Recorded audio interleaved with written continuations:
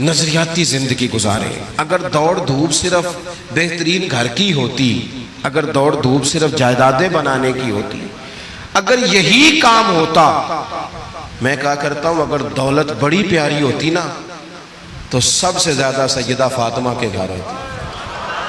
اگر یہ کوئی بہت اعلیٰ چیز ہوتی تو یہ تو وہ والا گھرانہ ہے کہ 3 دن چولہا نہیں جلا. اور کنز المال میں وہ لفظ موجود ہے کہ حضرت ابو ہریرہ فرماتے ہیں کہ اونٹ کے بالوں کی بنی ہوئی چادر سیدہ فاطمہ نے اوڑھی ہوئی تھی.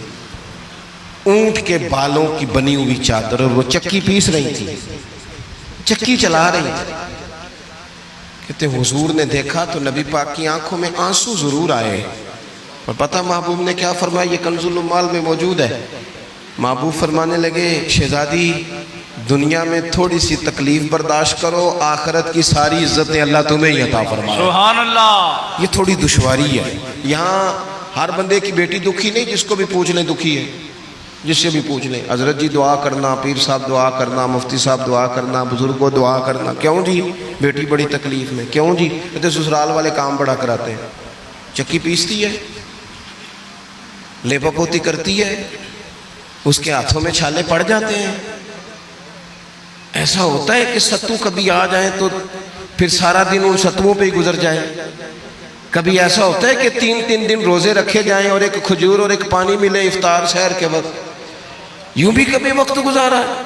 اور میرے عزیزوں یاد رکھنا، ہم نے جو مزاج اختیار کر لیا ہے نا اس وقت، یہ جو پوری دنیا میں گاڑیاں بھاگ رہی ہیں، ملک سے باہر لوگ جا رہے ہیں، دولتیں جمع ہو رہی ہیں، یہ ضروریات کا رٹا نہیں، یہ ضروریات نہیں، یہ خواہشات ہیں. ضروریات تو پوری ہو رہی تھی لیکن وہ جو خواہشات کی تکمیل تھی، وہ جو پڑوسیوں کی بڑی کار ہمیں پریشان کر رہی تھی، وہ جو گھر کے سامنے ایک پلاٹ تھا اور دل کر رہا تھا حویلی نہ بنا لوں، وہ جو ٹینشنیں تھی انہوں نے بہت بھگایا، لوگوں کو تھکا دیا. نظریاتی زندگی، اور نظریاتی زندگی میں کچھ کرنے کا عہد، کچھ ارادہ کیا جائے کچھ کام کرنے کا. دیکھو سارے لوگ ساری ڈیوٹیاں تو نہیں کر سکتے.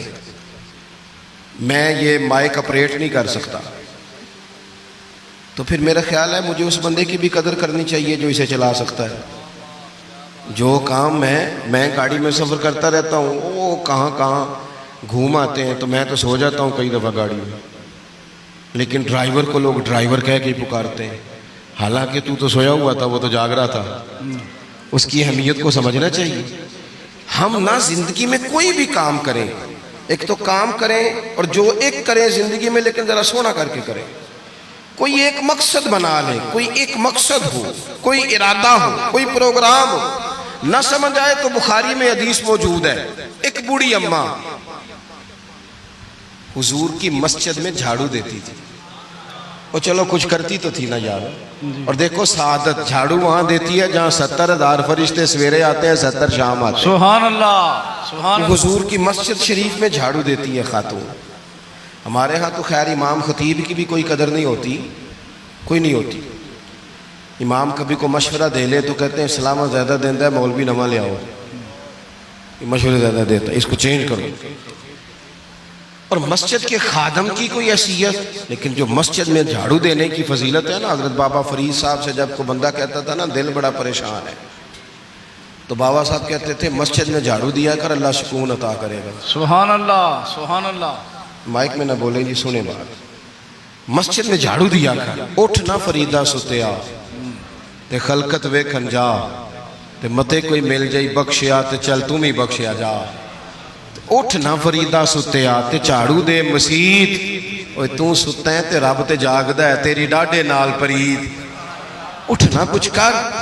وہ خاتون چلو کوئی کام تو کرتی تھی نا.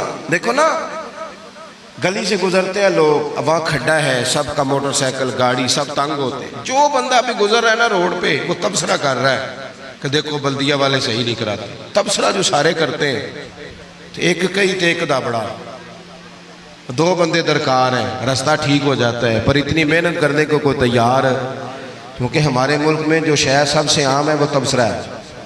تبصرہ کرو صبح و شام جتنا ممکن ہے، تبصرے کرو، ڈیوٹی یہی ہے ہماری.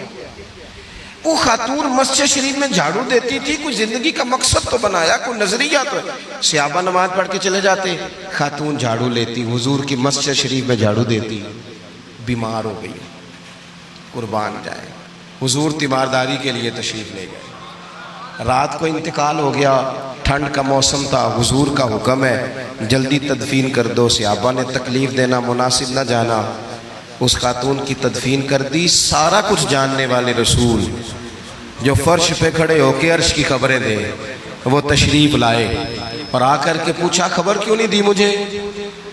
اس بوڑھی کے جنازے کی کوئی کام تو کرتی تھی نا، کوئی ڈیوٹی تو تھی نا، خبر کیوں نہیں دی؟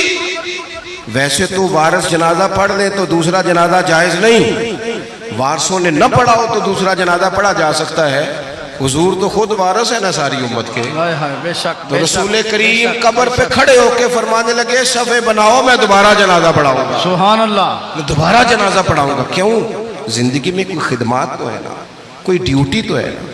پہلے تو ہم کچھ کرتے نہیں، اور اگر کرتے بھی ہیں تو صرف دوسروں کا دھیان ہی رکھتے ہیں، دوسروں پر توجہ ہوتی ہے کہ فلانا فلانا، بھئی آپ اپنا کام کریں، کچھ زندگی میں کر گزریں، کوئی ڈیوٹی کریں۔ اگر زندگی نظریاتی ہوگی، دیکھو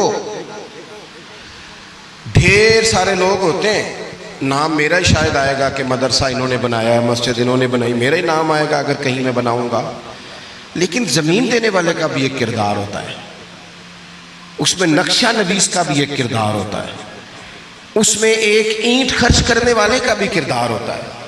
پھر وہ کام ختم نہیں ہوتا، سریا وہ لینٹر ڈالنے والے جو ہوتے ہیں، ان میں جو سریا باندھنے والا ہے وہ بھی ایک قیمتی کردار رکھتا ہے۔ پھر کہتے ہیں الیکٹریشین کو بھی بلاؤ، پھر یہاں بھی کام ختم نہیں ہوتا، پھر اور اس کے گرد ڈھیر سارے لوازمات ہیں۔ جو بندہ جو کردار ادا کر، عالم اگر کتاب لکھ بھی دے تو ہو سکتا ہے کتابت نہ کر سکے، اور اگر کاتب بھی ہو سکتا ہے اسے پبلش نہ کر سکے۔ تو یہ کچھ نہ کچھ خدمات، کچھ نہ کچھ ڈیوٹیاں۔ حضرت مولا علی شیر خدا نے چھوٹی عمر میں کہا تھا، یا رسول اللہ دین کی مدد بھی کروں گا، آپ کی حفاظت بھی کروں گا۔ 63 سال عمر پائی اور ہر میدان میں اگلی صفوں میں، ہر میدان میں اگلی صفوں میں، ہر میدان میں اگلی۔ حضور سے وعدہ کیا تھا، یا رسول اللہ ڈیوٹی کریں گے، خدمت کریں گے۔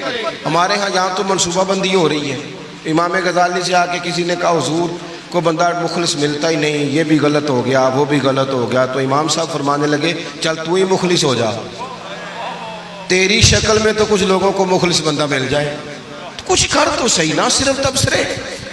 حضرت مولا کائنات نے عمر مبارک ساری دین کی خدمت میں لگائی، تو جب 63 سال کی عمر میں خنجر لگانا تو لوگ تو کہتے ہیں نا میرے پتر کا دھیان رکھنا اور میرے بچوں کا خیال کرنا اور فلانی ڈیوٹی کرنا۔ تو جب خنجر لگا تو حضرت علی کیا کہہ رہے تھے؟ فرما رہے تھے مجھے کعبے کے رب کی قسم علی تو کامیاب ہو گیا ہے، یہ دیکھو پانی پرن سہیلیاں تے رنگا رنگ کڑے تے پریا تے اس دا جانیے نا جس دا توڑ چڑھے۔ فرمایا دیکھو میں نے کوئی ارادہ کیا تھا، آج میں کامیاب ہوا۔ باتیں زیادہ نہیں کرنی، بس ختم کرتا ہوں۔